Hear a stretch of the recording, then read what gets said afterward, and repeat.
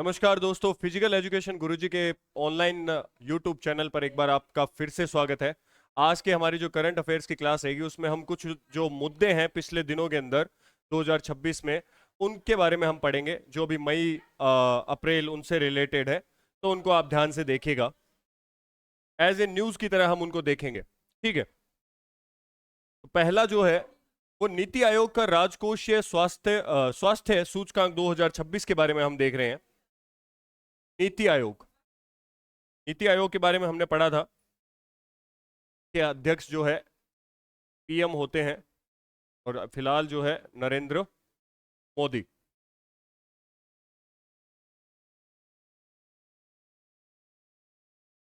दो 2015 से लागू की गई है, 1 जनवरी से नीति आयोग जो है 1 जनवरी 2015। ठीक है, इसका जो राजकोषीय स्वास्थ्य सूचकांक है 2026, उसमें सर्वश्रेष्ठ प्रदर्शनकर्ता ओडिशा ने वित्तीय वर्ष 2023-24 के लिए मूल्यांकित नीति आयोग राजकोषीय स्वास्थ्य सूचकांक 2026 में 73.1 के स्कोर के साथ मजबूत वित्तीय प्रबंधन का प्रदर्शन करते हुए पहला स्थान प्राप्त किया है। पूछ ले कि नीति आयोग का राजकोषीय स्वास्थ्य सूचकांक 2026 में पहला राज्य कौन है, तो वो आपको याद रखना है, 1 नंबर पे कौन था? उड़ीसा। प्रबंधन का प्रदर्शन करते हुए पहला स्थान उड़ीसा ने प्राप्त किया। और उड़ीसा अवलोकन मुख्यमंत्री मोहन चरण मांझी है, राज्यपाल हरिबाबू कंभमपति है, प्रमुख स्थल जो है सिमलीपाल टाइगर रिजर्व, चिल्का वन्य जीव अभ्यारण्य, इनके बारे में याद रखिएगा। और प्रमुख निष्कर्ष जो है गोवा और झारखंड भी उपलब्धि हासिल करने वाले वर्ग है, जबकि पंजाब और पश्चिम बंगाल में सबसे निचले जो पायदान है वहां पर पंजाब और पश्चिम बंगाल इसमें रहे हैं, स्वास्थ्य से रिलेटेड, हेल्थ से जो रिलेटेड है। ठीक है, इसके बाद देखते हैं विश्व पैरा एथलेटिक्स ग्रैंड प्रिक्स 2026 नई दिल्ली। इसके अंदर जो है भारत ने 208 पदक जीते, जिसमें 75 गोल्ड, 69 सिल्वर और 64 जो है ब्रॉन्ज जीतकर पहला स्थान प्राप्त किया पैरा एथलेटिक्स ग्रैंड प्रिक्स के अंदर। ठीक है, 2 नंबर पे बात करें अपने, तो वो रशिया रहा था। मुख्य बातें इसकी है, सुमित अंतिल, प्रीति पाल उल्लेखनीय प्रदर्शन के साथ भारतीय एथलीट्स का जो है इसमें दबदबा रहा था। तो ये जो है आपको याद रखना है, ग्रैंड प्रिक्स जो हुआ था पैरा एथलेटिक्स न्यू दिल्ली के अंदर 2026 में, उसमें भारत ने जो कौन सा स्थान प्राप्त किया है, पहला स्थान प्राप्त किया है। इसके बाद देखते हैं तीसरा, जल जीवन मिशन का विस्तार किया गया। विस्तार, केंद्रीय मंत्रिमंडल ने जल जीवन मिशन JJM को दिसंबर 2028 तक बढ़ाने की क्या दे दी है? मंजूरी दे दी है। सीधा सीधा जो है नेक्स्ट जो आपके एग्जाम्स हो गए उनमें इस तरीके के क्वेश्चन जो है डायरेक्ट मिल जाएंगे आपको। जल जीवन मिशन के बारे में अगर पूछ लिया जाए तो उसका जो विस्तार है वो 2028 तक कर दिया गया है। और इसका बजट जो है शेष ग्रामीण परिवारों को नल का पानी उपलब्ध कराने के लिए 8.69 लाख करोड़ रुपए का बढ़ा हुआ बजट आवंटन किया गया है ग्रामीण। ठीक है, ग्रामीण जो इलाकों में रहते हैं उनके लिए। अगला देखिएगा, कर्नाटक सोशल मीडिया प्रतिबंध 16 वर्ष से कम उम्र। अब कर्नाटक जो है बैंगलोर, वहां भारत का जो पहला राज्य बन गया है जिसमें 16 साल से कम उम्र के जो बच्चे हैं उनको सोशल मीडिया से क्या कर दिया गया है, प्रतिबंध लगाने की घोषणा की गई है। यानी आपकी उम्र अगर 16 साल है या उससे कम है तो आप जो है सोशल मीडिया का इस्तेमाल नहीं कर सकते। तो ये एक बहुत ही अच्छी चीज है, इससे क्या है कि बच्चे पढ़ाई लिखाई ज्यादा करेंगे। ठीक है, प्रमुख व्यक्ति यहाँ के मुख्यमंत्री का नाम याद रखिएगा, सिद्धारमैया, और राज्यपाल जो है थावरचंद गहलोत। और ये पहल राजस्थान में भी कर देनी चाहिए। ठीक है, इसके बाद देखते हैं प्रमुख रक्षा एवं राजनीतिक नियुक्तियां। सेना, लेफ्टिनेंट जनरल धीरज सेठ को सेना का नया उप प्रमुख नियुक्त घोषित किया है। तो याद रखिएगा, लेफ्टिनेंट जनरल धीरज सेठ जो है सेना के उप प्रमुख जो है नियुक्त किया गया है इनको। तो ये प्रमुख रक्षा और राजनीतिक नियुक्ति की बात कर रहे हैं। पश्चिम बंगाल की बात करें तो अनौपचारिक सूत्रों के अनुसार आर्यन रवि को पश्चिम बंगाल का नया राज्यपाल नियुक्त किया गया है। और पश्चिम बंगाल का अभी जो नया मुख्यमंत्री है उनका नाम भी आपको पता होगा, शुभेंदु अधिकारी। शुभेंदु अधिकारी याद रखिएगा। और तमिलनाडु के अंदर जो बने हैं उनका नाम मैंने आपको काफी बार बता दिया है, थलापति विजय सी जोसेफ विजय। फिल्मों में काम करते थे, अब जो है CM है तमिलनाडु स्टेट के। तो ये दो अभी अभी यहां पर जो है इनको याद रखिएगा। ठीक है, इनके ऊपर जरूर आपको आगामी पेपरों के अंदर, चाहे वो पीटीआई हो, कोई भी राजस्थान से रिलेटेड एग्जाम हो, ये आपको क्वेश्चन जरूर देखने को मिलेंगे। चाहे आप एसएससी लेवल की तैयारी कर रहे हो, वन लाइनर्स के अंदर भी मिल सकता है कि अभी कौन से स्टेट के अंदर कौन नया मुख्यमंत्री है, जिसमें 2 है जो ये स्पेशल आपको याद रखने हैं। क्योंकि शुभेंदु अधिकारी वहां पर बीजेपी जीती है काफी सालों के बाद, और यहां पर जो है सी जोसेफ विजय डीएमके और एडीएमके पार्टी को पिछले 70 सालों से हटाने के बाद पहले आदमी बने जिन्होंने अपनी पार्टी बनाई, और पार्टी का नाम था टीवीके। ठीक है, तो इन्होंने भी जीत हासिल की है। अब बात करते हैं लद्दाख। विनय कुमार सक्सेना को लद्दाख का नया उप राज्यपाल नियुक्त किया गया है। यहां पर 3 चीजें बताई मैंने। पहली चीज जो है, लेफ्टिनेंट जनरल धीरज सेठ को सेना का नया उप प्रमुख नियुक्त किया गया है। दूसरा, पश्चिम बंगाल के अंदर आर्यन रवि को पश्चिम बंगाल का नया राज्यपाल, और लद्दाख के अंदर विनय कुमार सक्सेना को जो है उप राज्यपाल नियुक्त किया गया है। और ये एक विशेष बात कि कर्नाटक जो है भारत का पहला ऐसा राज्य है जहां पर 16 वर्ष से कम उम्र के बच्चों को सोशल मीडिया से दूर रखने पर प्रतिबंध लगाया गया है। स्वास्थ्य एवं अन्य महत्वपूर्ण समाचार के बारे में अगर बात करते हैं, तो बिहार का शीर्ष स्थान है सरकारी अस्पतालों में मुफ्त दवाई उपलब्ध कराने में। ठीक है, बिहार लगातार 18 महीनों से अपना शीर्ष नंबर का स्थान जो है वो बरकरार रखे हुए हैं। फिर बात करते हैं विश्व मोटापा दिवस 2026 के अंदर 4 मार्च को मोटापे से निपटने के लिए 8 अरब कारण विषय के साथ मनाया गया। बाल मोटापा में भारत चीन के बाद दूसरे स्थान पर है, यानी बच्चे जो है भारत के, या आप जो pizza, burger, chowmein, pastries, samosa, kachori जो खाते हैं, तो खा खा के आप जो ऐसे ऐसे हो रहे हैं, तो ध्यान रखिएगा भारत का जो है इसमें स्थान चीन के बाद दूसरे नंबर पे है। तो गूगली गूगली गुश आपके गालों को जो खींचते हैं, वो गालों को खींच नहीं रहे हैं, आपका मजाक बना रहे हैं। तो छोटे बच्चों को इन चीजों से क्या रखिए, दूर रखिए। ठीक है, फिर बात करते हैं थोड़ी सी अपने बच्चे के बारे में। पाकिस्तान राष्ट्रपति पद, आसिफ अली जरदारी ने पाकिस्तान के 14वें राष्ट्रपति के रूप में शपथ ली है, याद रखिएगा। मदुरई हवाई अड्डे की बात करते हैं। केंद्रीय मंत्रिमंडल ने तमिलनाडु के मदुरई हवाई अड्डे को अंतरराष्ट्रीय दर्जा देने की मंजूरी दे दी है। ठीक है, मिशन कर्मयोगी सिविल सेवकों के लिए एआई और डेटा साइंस प्रशिक्षण हेतु कोर्सेरा के साथ साझेदारी की गई है। ठीक है, उसके बाद अमेरिका भारत ऊर्जा परियोजना की बात करते हैं। रिलायंस इंडस्ट्रीज, अंबानी साहब, रिलायंस इंडस्ट्रीज लिमिटेड जो है अमेरिका में एक नई तेल रिफाइनरी का निर्माण कार्य जो है शामिल किया गया है। इसके अंदर निर्माण हो रहा है वहां पे अमेरिका के अंदर, मुकेश अंबानी की जो कंपनी है रिलायंस, उसका। ठीक है, तो ये भी आप याद रखिएगा कि भारत और अमेरिका के बीच जो ऊर्जा परियोजना है उसमें रिलायंस इंडस्ट्री जो है अमेरिका में एक नई तेल रिफाइनरी का निर्माण कर रही है। इसके बाद आप देखिए भारत का योगासन। ठीक है, योगासन भारत योगासन प्रतियोगिताओं के प्रचार, प्रसार और नियमन के लिए जिम्मेदार नोडल संस्था है। योगासन भारत जो है योगासन प्रतियोगिता के जो प्रचार, प्रसार है और नियमन के लिए जो है जिम्मेदार एक नोडल संस्था है। कौन सी संस्था है? नोडल संस्था। विश्व योग दिवस आपको पता ही है, 21 जून, याद रखिएगा। इसके ऊपर जो सवाल थे हमने करंट अफेयर्स की क्लास में करे हैं। पिछले वाले की थीम क्या थी, अब जो है थीम क्या थी, आप जरूर बताइएगा कमेंट के अंदर। उसके बाद देखिए अंतरराष्ट्रीय महासंघों को, इंटरनेशनल फेडरेशन के माध्यम से योगासन को वैश्विक मान्यता दिलाने का जो है प्रयास जारी है। ठीक है, योग का वैश्वीकरण, यह पहल भारत की उस भूमिका को और मजबूत करती है जिसमें भारत को प्राचीन परंपराओं पर आधारित विश्व योग केंद्र माना जाता है। देखिए भारत के अंदर ही शुरू हुआ था। आपने नाम सुना होगा बुद्ध, भगवान जो गौतम बुद्ध थे, उन्होंने इस चीज का प्रचार किया बहुत जगह पे भारत में, लेकिन भारत के लोगों ने उसको अपनाया नहीं। तो उन्होंने चाइना के लोगों को जाकर वहां पर इसका और प्रचार किया, सिखाया। तो आप देखते हो कुंग फू कराटे जो है वो चाइना के लोग जो है बेहतर जानते हैं हमसे, वहां पे इसके लिए स्पेशल शिक्षा दी जाती है। जबकि ये देन किसकी है? भारत की ही देन है। तो आलस को त्यागो और योग को अपनाओ। फिर बात करते हैं स्वीकृति। यह पहल 2014 में संयुक्त राष्ट्र यूएन द्वारा अपनाए गए अंतरराष्ट्रीय योग दिवस की सफलता को क्या बढ़ाती है? आगे बढ़ाती है। खेल के रूप में योगा को मान्यता दी जा रही है। यह योगासन को एक प्रतिस्पर्धात्मक खेल के रूप में बढ़ावा देता है। ठीक है, तथा भविष्य में इसे ओलंपिक जैसे बहुखेल आयोजन यानी मल्टी स्पोर्ट्स इवेंट्स जो है उसमें शामिल किए जाने का मार्ग प्रशस्त कर सकता है।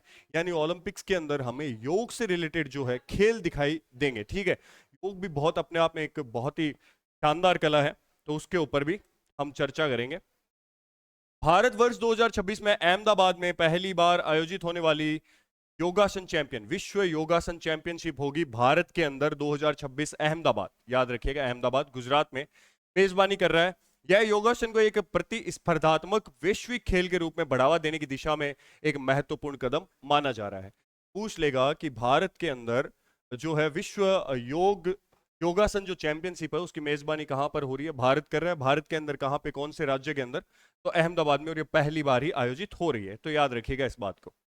ठीक है, मुख्य बिंदु जो है खेल के रूप में योगासन। योगासन से तात्पर्य योग की शारीरिक मुद्राओं यानी कि जितने भी आसन होते हैं उन आसनों से है, जिसमें मुख्य रूप से शक्ति, लचीलापन, संतुलन और सहन शक्ति पर ध्यान किया जाता है। ठीक है, तो ये योगा जो है जैसे एक अपने आप में जिम से भी बेहतरीन है, क्योंकि इसमें आपका पूरा ध्यान क्या है, केंद्रित रहता है एक चीज के ऊपर।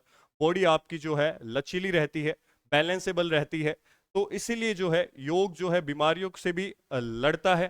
तो काफी जो है अच्छी चीजें हैं योग के बारे में, तो इसीलिए इसको क्या दिया जा रहा है, ये मान्यता देने की बात की जा रही है। के बाद देखिएगा, हाल के वर्षों में भारत ने योगासन को एक प्रतिस्पर्धात्मक खेल अनुशासन के रूप में स्थापित करने का प्रयास किया है, जिसमें क्या होगा, संरचित अंक प्रणाली होगी, यानी स्कोरिंग सिस्टम होगा, यानी इसमें भी मेडल वगैरह मिलेंगे, तथा निर्धारित निर्णायक मानदंड यानी जजिंग क्राइटेरिया शामिल होगा इसमें।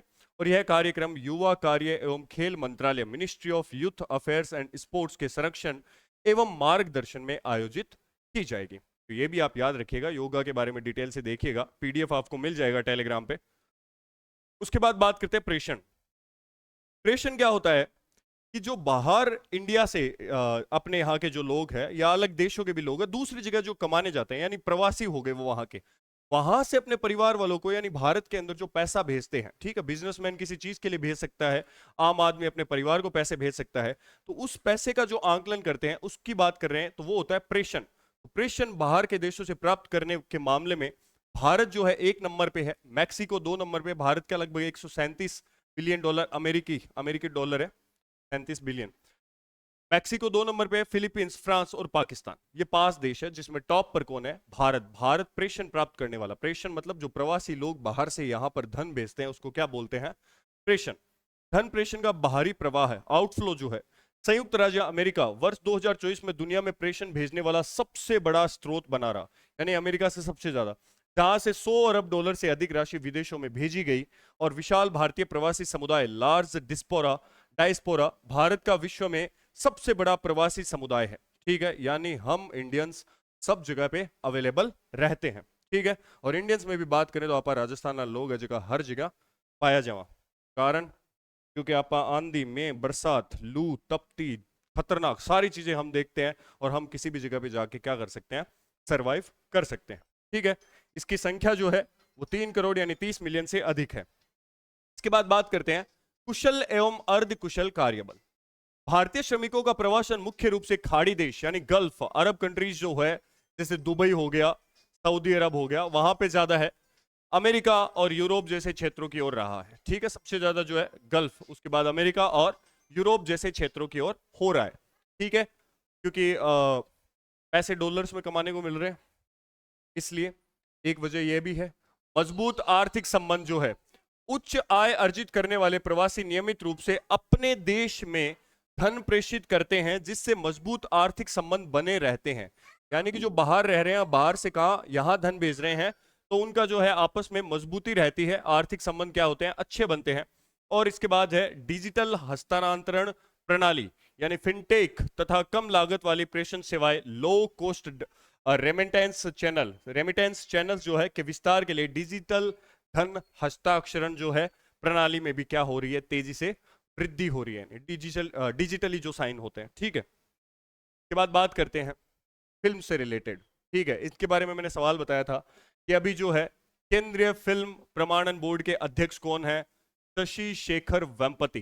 ठीक है, शशि शेखर वेम्पति। इनसे पहले कौन थे, प्रसून जोशी थे। कौन थे, प्रसून जोशी, प्रसून जोशी इनसे पहले थे।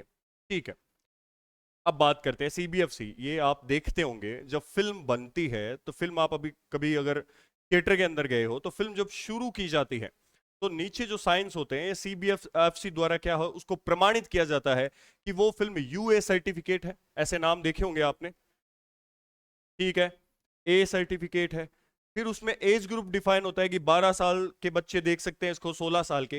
ये सभी चीज जो है इनकी देख रेख में की जाती है, जिसको बोला जाता है central board of film certification. यानी फिल्म को एक प्रमाण पत्र दिया जाता है कि अब आप इस फिल्म को क्या कर सकते हो, रिलीज कर सकते हो, सब लोग इसको क्या कर सकते हैं, देख सकते हैं। ठीक है, तो ये हो गया सिनेमा।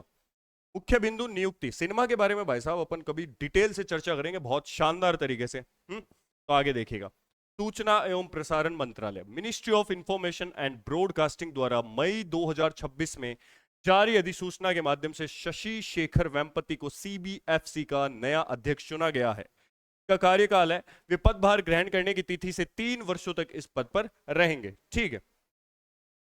उत्तराधिकारी पहले कौन थे? प्रसून जोशी थे, उनका स्थान इन्होंने लिया है, जिन्होंने प्रसार भारती के अध्यक्ष पद पर नियुक्त होने के बाद यह पद छोड़ दिया, यानी उनको अलग पद मिल गया। पूर्व अनुभव जो है शशि शेखर वेम्पति जो है, शशि शेखर वेम्पति प्रसार भारती के पूर्व मुख्य कार्यकारी अधिकारी रह चुके हैं, यानी सीईओ।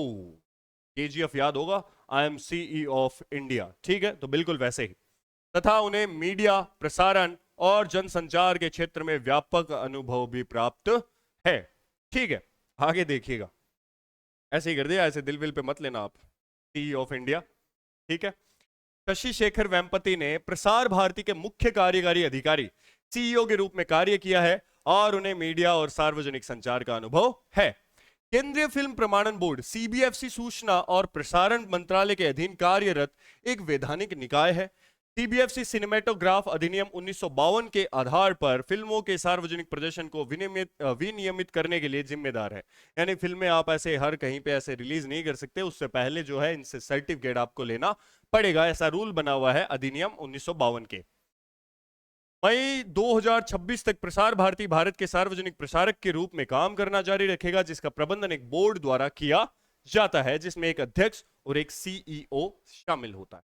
तो ये बात थी इससे रिलेटेड, यानी कि मुख्य एक प्रकार का ही सवाल बनेगा। जितने हमने आज टॉपिक्स पढ़े हैं सबसे क्या है सवाल निकल के आ रहे हैं। ऐसे हम कभी कभार डेली का कुछ पिछले दिनों का जो है करंट अफेयर्स भी पढ़ेंगे, ताकि आप अप टू डेट रहें। इसके अलावा स्पोर्ट्स के ऊपर कल हम एक बेहतरीन क्लास लेके आएंगे, आप लाइव जुड़े रहना, जो होगी ओलंपिक्स की। ठीक है, ओलंपिक्स के ऊपर उसका पूरा हम डिटेल से पढ़ लेंगे। इसमें 2020 ओलंपिक के बारे में पढ़ेंगे, 2024 ओलंपिक, 2028 कहां पर होगा, तो ये पूरी डिटेल, और इसकी जो है हिस्ट्री भी थोड़ी बहुत हम देख लेंगे। थोड़ा बहुत पढ़ लेना चाहिए एक्स्ट्रा भी, तो कोई ज्यादा ऐसे घाटा नहीं होता, चीजें आपको ज्यादा ही समझ में आती हैं। ठीक है, तो ये क्लास आज की ऐसी थी। इसके अंदर नॉर्मल से टॉपिक थे कि अब फिलहाल के करंट के अंदर आपको क्या क्या पूछा जा सकता है आगामी एग्जाम्स के अंदर। इसके अलावा बच्चों अगर बात करें अपने, तो देखिए हम जो है जनवरी से आपका जब भी सितंबर तक, मान लीजिए आपका 13 सितंबर को क्या है एग्जाम है। ठीक है, तो ये जो जनवरी से पिछले 6 महीना, जनवरी, फरवरी, मार्च, अप्रैल, मई, जून, जुलाई, तो मान लीजिए जुलाई अगस्त तक का जो भी मैटर होगा, ठीक है, जुलाई अगस्त तक का, जनवरी से जो भी मैटर होगा वो हम आप तक प्रोवाइड कराएंगे। इसके ऊपर हम बुक्स भी निकालेंगे। ठीक है, करंट अफेयर्स की आपको बहुत बेहतरीन किताबें भी आपको मिल जाएगी। फिलहाल जो है हमारी पीटीआई की एक किताब आ रही है सेकंड पेपर के लिए, वो भी बड़ी शानदार किताब है, जल्दी लॉन्च होगी। तो ये जो है हम करंट अफेयर्स आपको डेली पहुंचाते रहेंगे। आपका काम है बस 6 बजे हमारे साथ क्लास के अंदर लाइव जुड़ जाइए, और उसके बाद जो है जितना आपको मिल रहा है उतना आप ले लीजिए।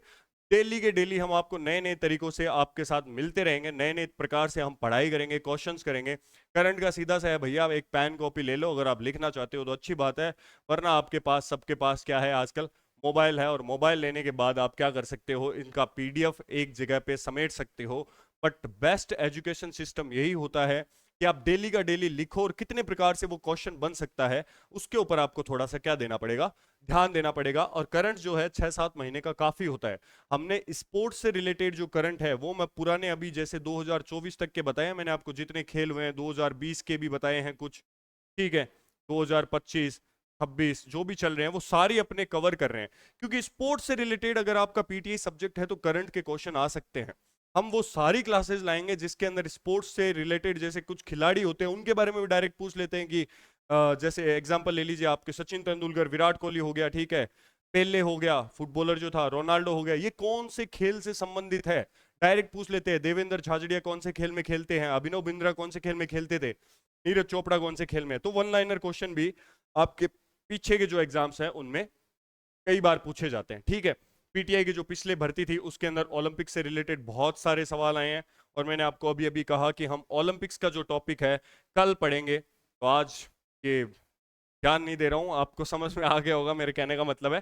तो आप मिलते रहिएगा 6 बजे, और फिजिकल एजुकेशन गुरुजी का जो चैनल है उसको आप लाइक सब्सक्राइब करिए और प्ले स्टोर से इसको डाउनलोड करिए। नए नए कोर्सेज आपको मिल जाएंगे यहाँ पर वाजिब दाम में। अभी टेस्ट सीरीज भी चल रही है हमारी, 99 रुपीज 59 रुपीज में आपको मिल जाएगी। ठीक है, और हमको जो है इंस्टा, फेसबुक, ट्विटर, सब जगह पे आप फॉलो कर सकते हैं, और कोई भी नई अपडेट होगी तो हम आप तक जरूर पहुंचाएंगे। जय हिंद, जय भारत।